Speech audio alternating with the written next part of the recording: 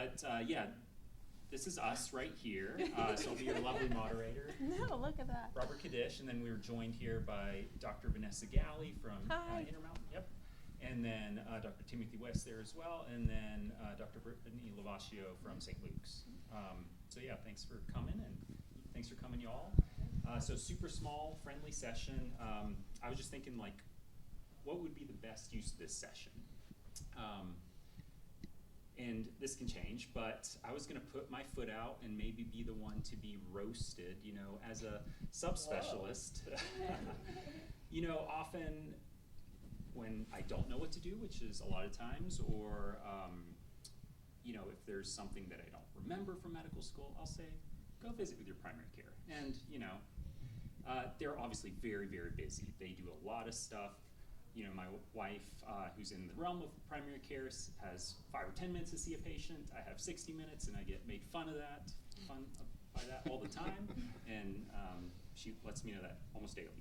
So I guess my question, just starting out with you, Ness, is how can we be most helpful when we're asking some of our patients to maybe come visit with you and kind of seek your help for things that maybe we don't understand or don't remember from medical school? That's a great question. I practice primary care at Intermountain West Valley Clinic. I've been there for 8 years. I practice broad spectrum family medicine with a focus on women's health. And I think when you're sending patients our way, like if they're, are you talking about like if they're unestablished and they're seeking new care? You know, perhaps, or if they've already been established with you. We give you him a microphone. Oh, yeah, sorry. Yep. Sorry, I do. To be official, I need a microphone. You know, both in established and non-established cases, you know, we don't, it's not our intention to punt or to neglect any care that might be our burden, but, you know, as we all are, we're all busy. So I don't know. Do you see any common like misdeeds by subspecialists, or is there anything we could do better? You want us to touch the blood pressure? Well, I think respectfully, I feel the same way about medications, specialty medications. Like if we're ever adjusting each other's medications, to communicate that adjustment. Like if I'm touching a cardiologist medication, I will communicate with that cardiologist. I think an open line of communication with specialists is really helpful. So if there is a concern you have, directly communicating with us can be incredibly helpful, like through the EHR. I think when patients are used as messengers, sometimes it's challenging. So in situations where we make the patient be the messenger saying, hey, my specialist says I need these labs done, you know, sometimes that can be a little bit challenging because people don't always know exactly what it is that they're saying they need. I had a patient show up last week from an MS clinic actually saying, I need my labs drawn today. And I said, well, what labs do you need drawn today, ma'am? And she's like, I don't know. So I called over to Rocky Mountain MS and I said, hey, are there requisitions for us? The patient showed up without a requisition. Can you fax those to us? And they did. They were really prompt about it. It was lovely. So I think the more armed we are, the better we can use our time and our patients' time as well. So I think with specialists, it's all about open line of communication and respect. I know in my system, a lot of the specialists that care for my patients, I know personally I have cell phone numbers for a lot of the specialists, which is super helpful if I ever have a quick question in the office. Hey, can I reach out to you right now? Because we don't know everything, and oftentimes we need your help too. But I think one of the things that does get challenging is when the patient's put in the position of being a middleman. I need this done. It's like, okay, I'll do my best, but I don't know exactly what it is that specialist is looking for. Yeah. So. And I'll say I'm definitely guilty of having patients do that or helping me out. Yep. I'll be better. Yes. Yeah. And, you know, fortunately now, at least as far as University of Utah, St. Luke's, we do see a lot of records, and I think you all see our records through Care Everywhere and then also through Intermountain. And I think it's going to become easier September here, fingers crossed. Fingers crossed. Yay! Maybe November. November? Okay, yeah. It's always like plus minus 3-6 months. Yeah. So that the community can be in university and Intermountain can. That'll be wonderful. Which would be nice. Yeah, because right now the electronic medical records do not sync, which is very frustrating. So, but when they're the same, you can actually hit a button and shuttle data across, which is nice. We don't have that currently. That'll be nice. Yes, that'll make things a lot easier. Faxing is a known challenge in the medical realm. I think we rely so much on faxing, which doesn't always get where you want it to go. Yeah. So. And actually takes a long time for some reason. I mean, as patients, y'all probably know, an MRI from, I don't know, Idaho to University of Utah, the report and the image can be weeks. I mean, sometimes months, miraculously. But yeah, so hopefully getting better here soon. Well, I've even noticed the labs that you want them to do on me don't always get done because they don't look at what needs to be done when I go in for my infusions. Yeah, and who knows who's at fault, one or the other or both. And, it's this mysterious, place where these labs go. Yeah, exactly. And that's another thing that certain hospitals are contracted with various laboratories, right? So, there may be a different laboratory test than you intended. Lymphocyte subset. Yep. It's different. Not, It's different. Yeah. Okay, any questions from the group? I wanted to pause here. I can certainly talk more, but, we're on the topic again of how subspecialists and primary care physicians interact and how sometimes patients may be in the middle of that. And I'm here able to be roasted. Okay. But I guess now that I'm done with fellowship, because as a fellow and a resident, you kind of were blocked from a lot of the higher level stuff. So any tips or advice on things that I should keep in mind that I should do? This is including to you, too. In terms of navigating, managing, and communicating with other healthcare systems, trying to get stuff done with other clinics. Are there things that you have to do that trainees don't notice that you're doing that I need to keep in mind? And things that can make things faster. As someone who just recently finished training, it's very complicated at first to how to navigate it. You have to learn how to use your team as a resource instead of doing everything yourself because you will get overloaded. I think it's the first most important thing is to be forgiving to a lot of other specialties as they do not know, so it can be overwhelming. You could be in a busy day and the patients could be, someone's in a relapse, the hospital's calling you, and then this PCP calls you and you're like, I don't have time. But you have to take a second and breath, and they care for the patient too, and realize that, and that they're just asking for help because you don't train a lot with neurology outside of, for med school, you get 2 months, 3 months, whatever that is. The communication is key, and just taking a moment to reach out to a primary care, it makes a huge difference, especially if you're concerned. I've done that with patients with psychiatric stuff. I can't take on all their or change their psychiatric meds, so I reach out to the primary. Oh, thank you so much. I didn't know they were drinking again, or because they don't tell them everything. Sometimes they'll tell some people some things and not other providers. So the biggest thing is open communication, but also utilizing your team. If you have to fax a note, say, hey, can you fax a note for me instead of trying to do it yourself? Yeah, you won't.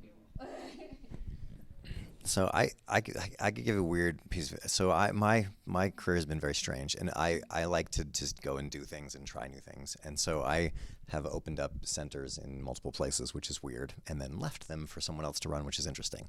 So the building up of a specialty clinic is very weird, and it's unusual because you're unusual. Your talent is unusual, right? Your skill is unusual. Your knowledge set is unusual, and it's hard to get to.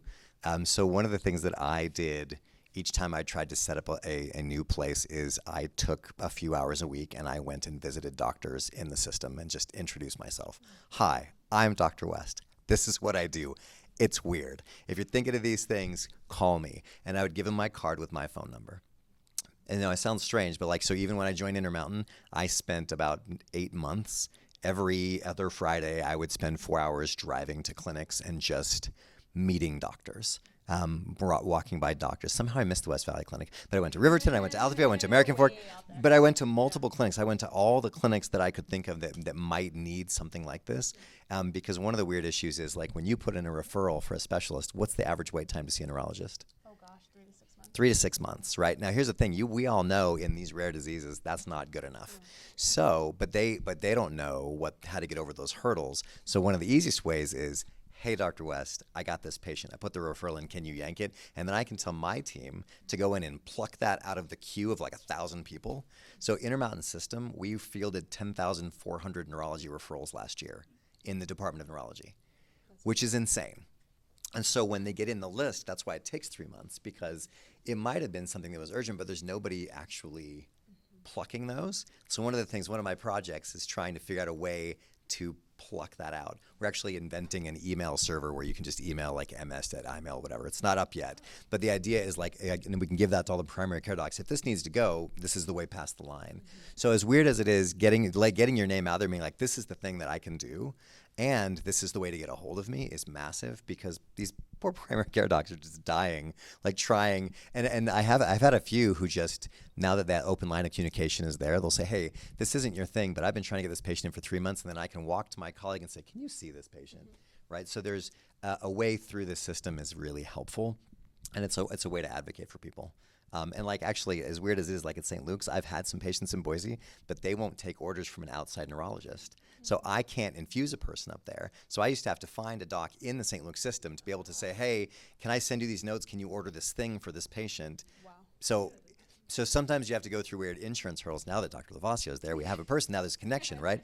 And then weirdly, you got to build up your network of like, these are people that I can call and that can call me. And I always just tell people, when you text me, tell me who you are, because I've given my number out to so many people, I don't know who it is. But like, hey, this is me from here. Awesome, let me do it. And that is, it's a good way to sort of, your skill set's so unique, and these patients can't wait 3 to 6 months. So it's just a way to get over the hurdles. And big systems have a lot of hurdles.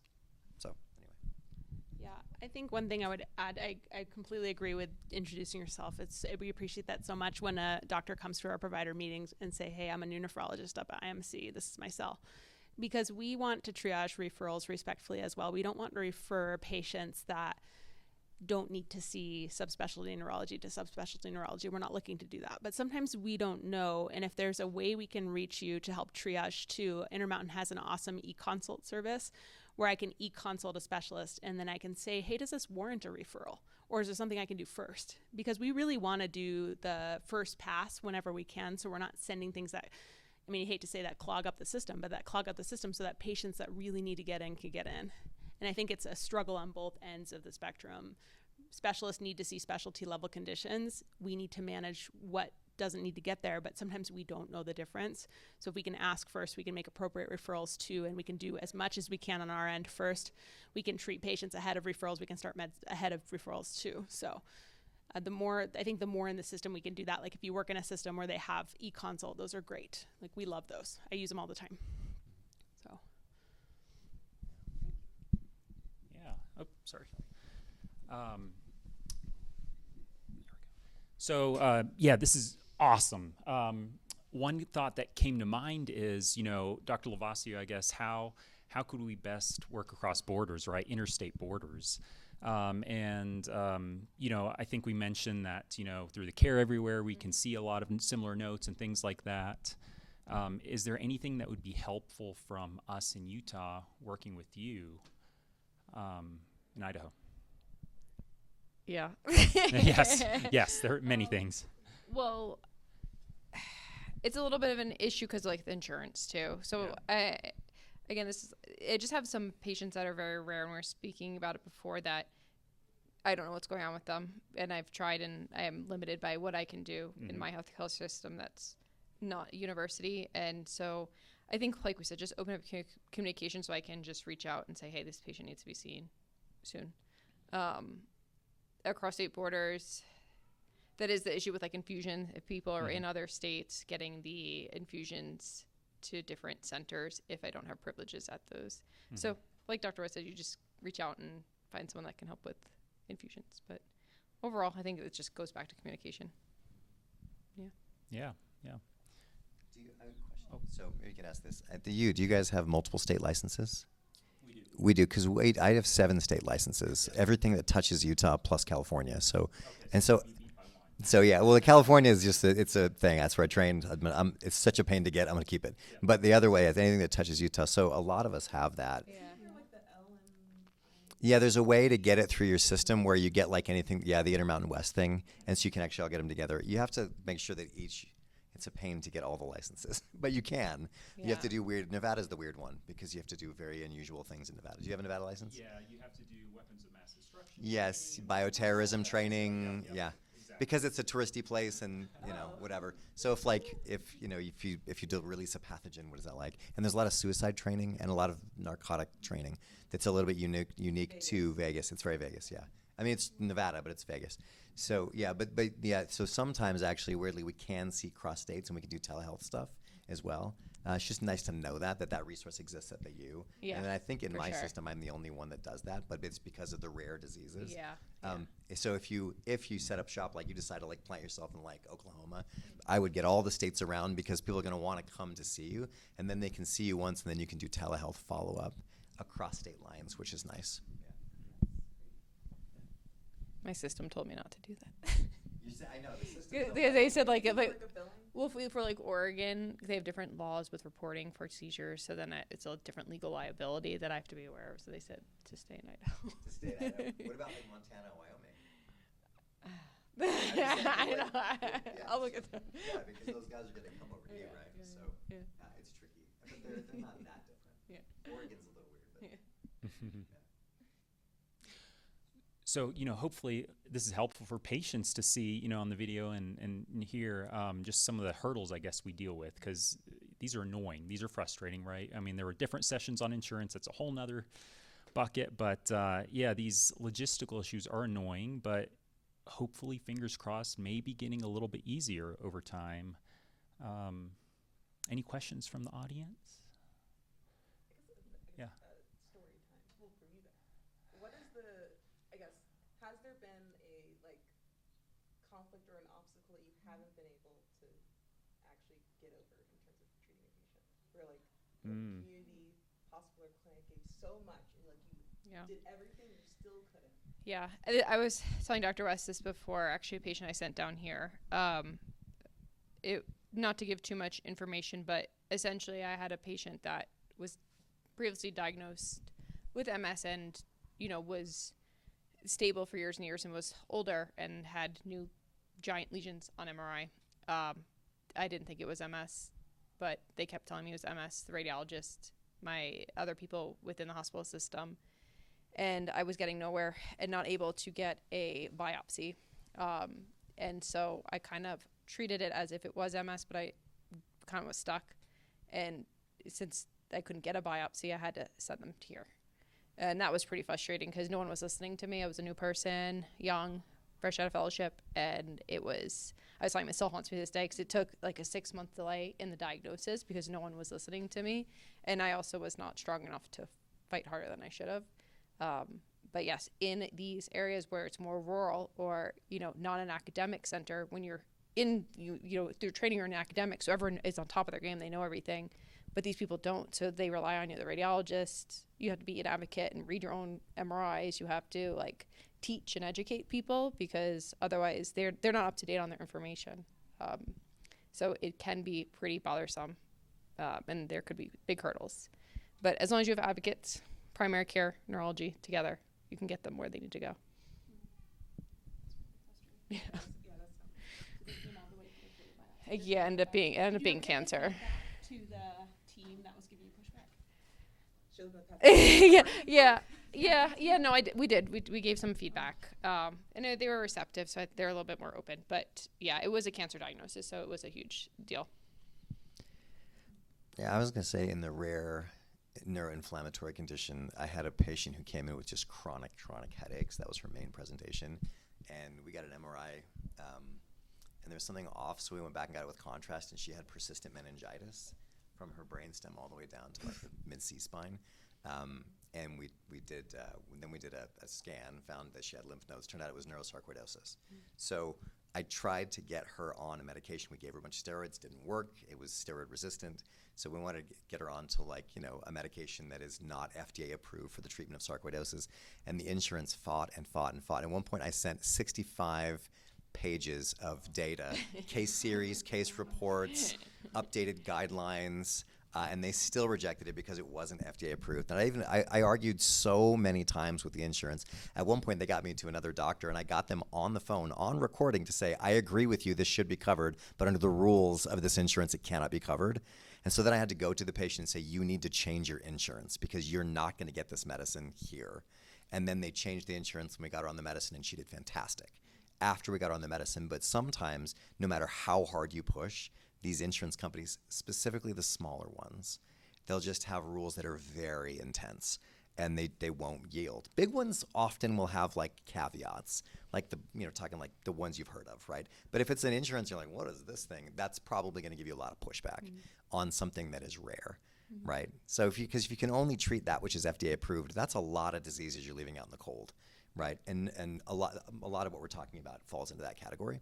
And so you just be ready for those. And sometimes you have to just go back and say, I don't know what to tell you. You need to switch your insurance. And she did. Took her about 2 months, and then she finally got on the medicine she did, and she's done great ever since. But that's the only time I've ever fought an insurance company hard and lost, and it was very frustrating. Yeah. So just a thought. Switching topics a little bit, I have a specific question. Vaccinations, and I do not mean to open the can here by any means, but the specific question about the vaccinations is, as neurologists, we use a lot of immunosuppressive medications. We certainly recommend vaccinations. Obviously, primary care physicians like to vaccinate as well. Any issues? Dr. Galli, have you noticed any issues coming up with neurologists kind of recommending vaccinations, ordering them ahead of time, administering them, or then just asking you to do all of them? No, I don't think I've run into too many issues with people kind of doing them or not communicating it well. I definitely have had specialists ask me to give certain vaccines for patients in certain timed with certain doses of immunosuppressing medications. I don't always, that's the part I don't know is, when do I give it timed with the immunosuppressant? So I do have to call over to rheumatology would be the most common department. We'll have to call over and say, these are the vaccines that are due. When do you want me to administer them? I don't think I've run into issues where there's been poor communication about vaccines.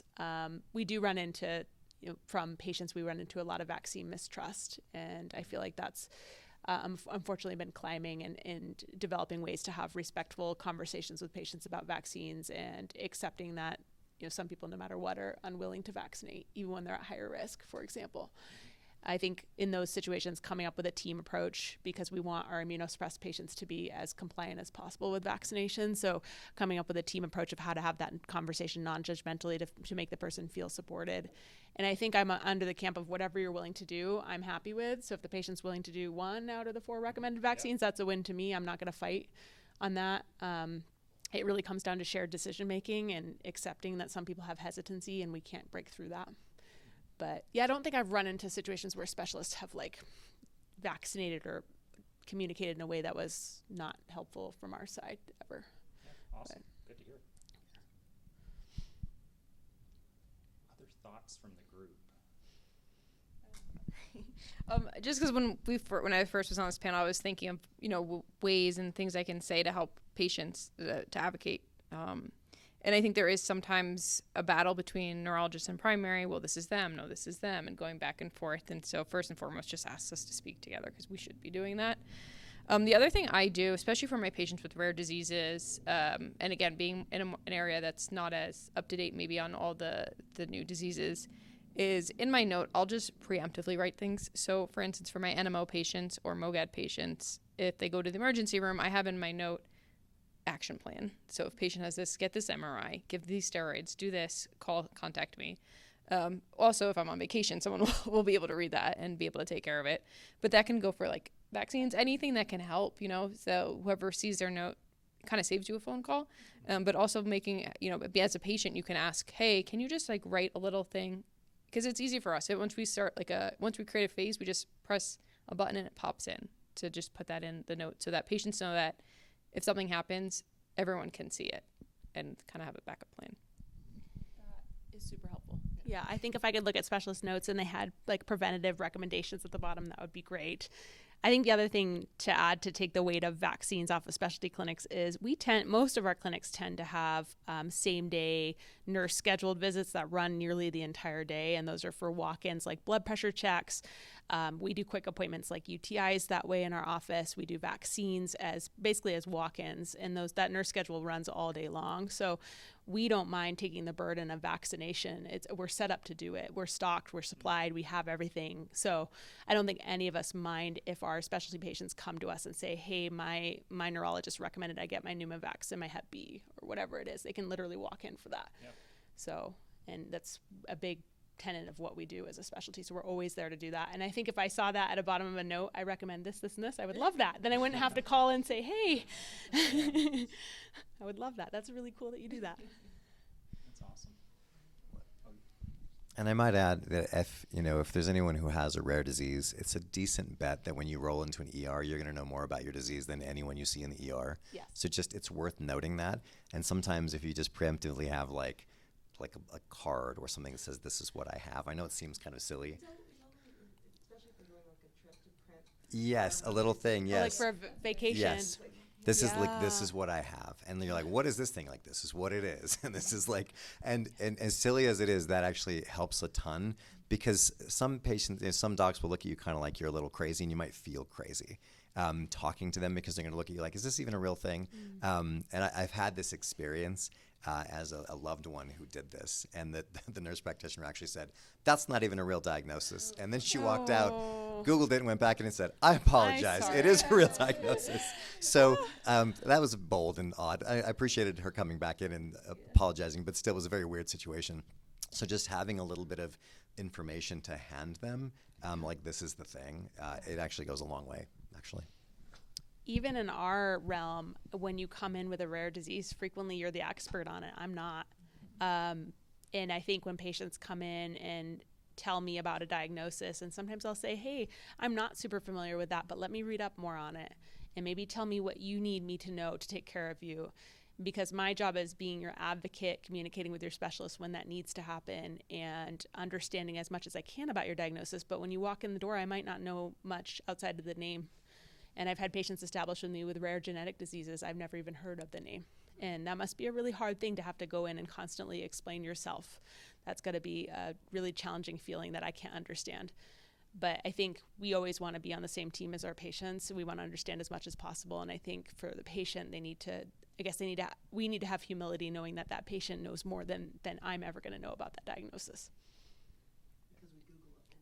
That rabbit hole is so deep. Yep. Oh.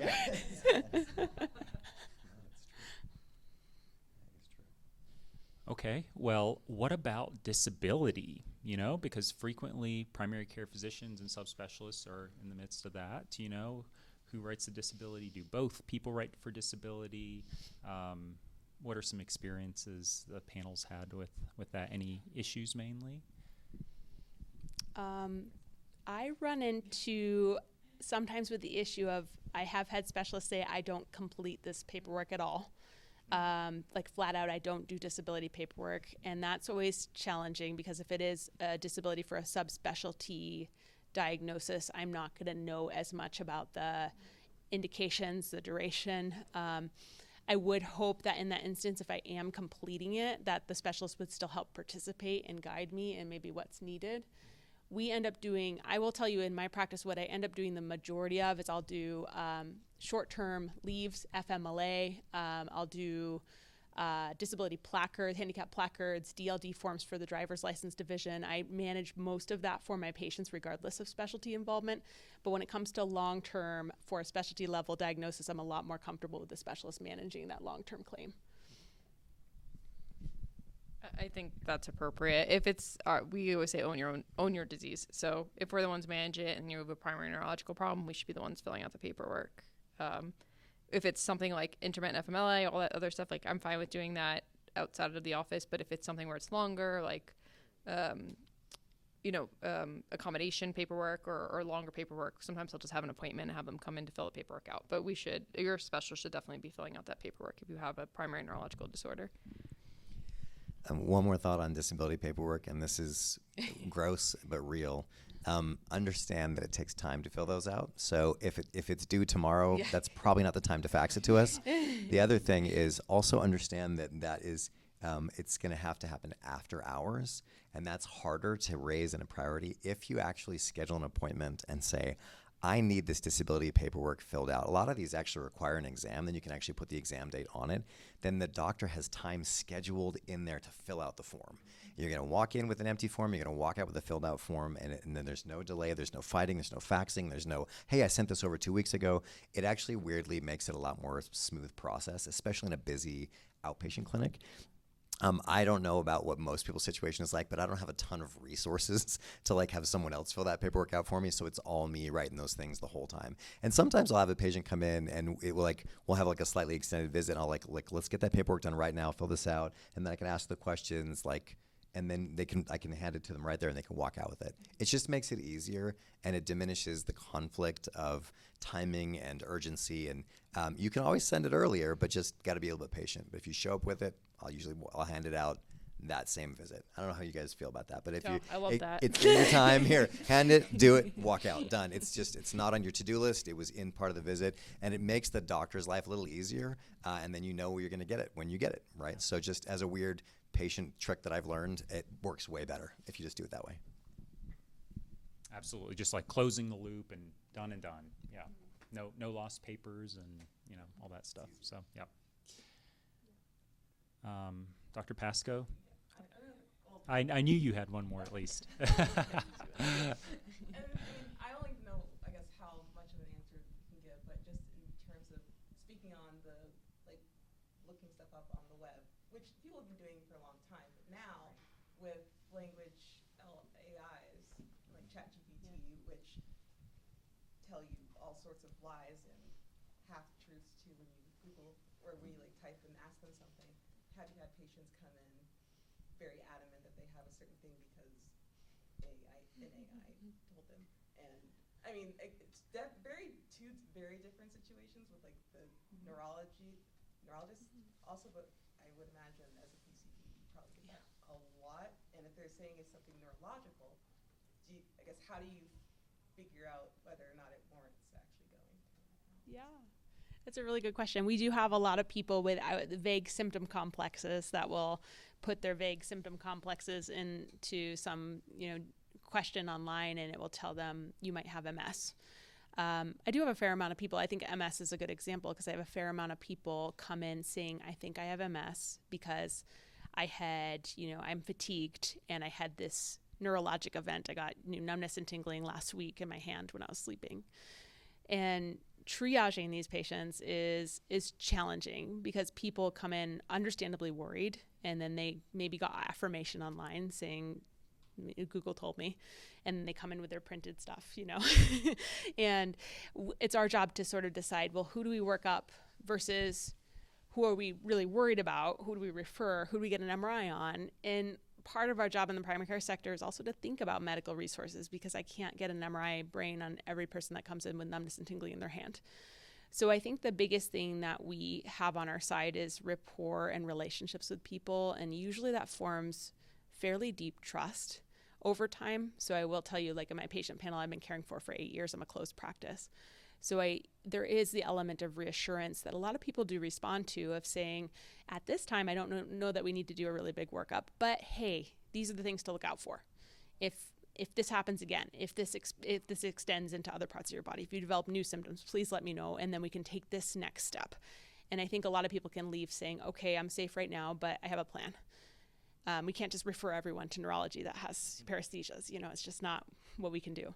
And I think if you form that alliance with your patient, a lot of times just having a backup plan can really save anxiety and save unnecessary referrals too. And it is our job to do, broad spectrum sweeping workups on a lot of patients. So when people come in with vague symptoms, my job is sometimes to cast a wide net with labs for reassurance, and to do that initial workup to make the patient feel safe and we're not missing things too. But yeah, it is hard. I think knowledge is a tool, and I'm really glad that people have access to it, but it can also be really scary. And unfortunately, a lot of these things point to, I have cancer. And that's what patients read online, and then they come to us with it, and we have to tell them, I don't think you do, and this is why. But if things get worse, this is what we're going to do. So. I love that answer. That's a great answer. I don't even know, the first time I came in to see you, I Googled everything. Yeah. And I walked into my office and I had the list. So I only have a 5-year survival rate. I'm going to plan my funeral. I know I'm going to go out on my own terms. I'm not going to look at me and say, I think we just need to tap the brakes on this. Just tap the brakes just a little bit. And you're like, I've never even heard of half the things you're telling me. So the rabbit hole of You Google. were teaching me these things. The rabbit hole of Google was just overwhelming for me. So so I can see patients that come in because it's so hard to not do it. Right. Yeah, there's I don't know if you guys have ever heard of the Dunning-Kruger effect. Do you know what this is? It's a psychological phenomenon where you learn a little bit and all of a sudden you have a lot of confidence in what you know. And then you learn a little more and you're like, whoa, I'm really stupid. Oh, yeah. And then you slowly get, it's like medical school. You get to medical school and you are dangerous. You know just enough to be dangerous. And then you get to your first year of residency and you're like, I don't know anything. And then you slowly build confidence. And even as a junior faculty, you get out and you're like, I think I know I'm right, but like I'm not sure if I'm right. And then you slowly get to the point where you're like, I'm comfortable knowing what I don't know. And I'm pretty comfortable knowing what I do know. And there's always like this balancing act. But when patients come in, sometimes they're like, I know that this is what I have, because they're at the top of that. Actually, in psychological terms, it actually, if you read about this, they call it the peak of Mount Stupid and the valley of despair. And I think we've all been there where you're like, well, because I think I know, but I really don't know how much I don't know. But you also have to be very, I love what you said, like you have to reassure and make sure that you address the concerns. So sometimes what I ask is, so you've been on Google, how terrified are you and what is your specific fear? What are you afraid Let me of? address that fear. And then we'll address, and I think a lot of times the answer is, well, it doesn't look like that now. Your answer is perfect. Like, let's just follow up. These are things to watch for, and if these things happen, give me a call. But yeah, it is. But we all go through it. Like in medical training, we all can very much relate. But as a patient, it's the same way. You're like, I've got these symptoms. You look and you're like, oh no, and then you look more and you're like, I'm not sure. And then it's like this weird psychological wave. And then after you've like lived with a condition for like 15 years, you're like, I got this. Like, and then you're the one that reassures the young person. That's where this is so helpful, because you can be like, yeah, I was like that when I was first got diagnosed. It's very beneficial. Yeah. I was going to say, I don't know if but I was going to just say also offer for patients too. I do get a lot of patients who, by the time they get to see me, they're kind of defensive because they've had so many people been so dismissive to them and tell them they're crazy and they're making up in their head and they've had this for so long. And then it's like, well, why didn't anyone find this in years, Just know that we are here to listen to you, and it's normal to feel like this. Also, keep an open mind, because sometimes people will get mad, but I'm like, I don't think that's your MS. I think it's something else. And then, for example, shortness of breath, this patient had a pulmonary embolism, so sometimes it is something else. So just keep an open mind too. We'll work together, make sure, you'll see, like in the beginning of the visit, someone will be defensive, and towards the end it kind of deflates once you get to a subspecialist who knows what they're talking about and can help guide you. So just have some patience with us too. I think you brought up a really good point that we run into too with patients with subspecialty conditions is frequently everyone attributes everything to that condition, but everything else medical can happen to that person too. And oftentimes when I'm taking care of a patient with a rare medical disease, they also have uncontrolled diabetes, and they've like let that one slide because they've been so focused, and everyone's been so focused on this one thing. People have forgotten, no, you have other aspects to your healthcare that are important. And that's where I see my role in these patients too, is we still need to screen for cancers. We still need to screen for cardiovascular risk factors. We still need to do all that work with that patient, but frequently they feel so medicalized. They're going to so many appointments. They just don't want any more done to them. And we have to convince them that, no, you still have to be part of this world too. We still have to take care of all of you and not just this one little part.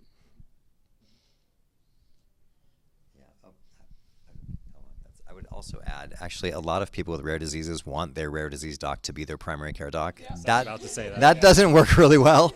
Like I don't remember. Yeah, I don't remember to think about, like, have you had a colonoscopy all the time? And like, there are certain things that are, I always say, when you have a rare disease like this, your own health outside of that is even more important. So this is where sometimes we'll ask you to get a primary care doc, so that, because they think about things very differently and see you differently than we do. And we're sometimes laser focused on that one condition, but it's better to have a team. Yeah. I will say from doing some telemedicine that there are certain communities where there may not be a primary care doc. And that puts us in a little bit of a different situation. And I think for the most part we do okay, but obviously we do have some limitations. So So I think what I sometimes do is start a workup for something that I feel moderately comfortable working up, and then, you know, hopefully within the next 3 to 6 months, a primary care physician could perhaps take over. Sometimes that happens, sometimes it doesn't, and most of the time it ends well anyway, but, you know, but still, much better for a primary care physician to be in the group. Mhm. Okay, I think we have maybe a couple minutes, 2 minutes. Any last thoughts, closing remarks, questions? You know, it's a smaller group, but hopefully it was helpful to have us kind of, you know, put ourselves forward and, you know, be a little vulnerable and see kind of some of the difficulties that we deal with, and, you know, and hopefully it helps us take care of you all. And no roasting. And say that again? No one got roasted. No one got arrested. No, roasted. Oh, roasted. Okay. Yes. Also Rested or roasted? No one got arrested. Sorry. That's fun.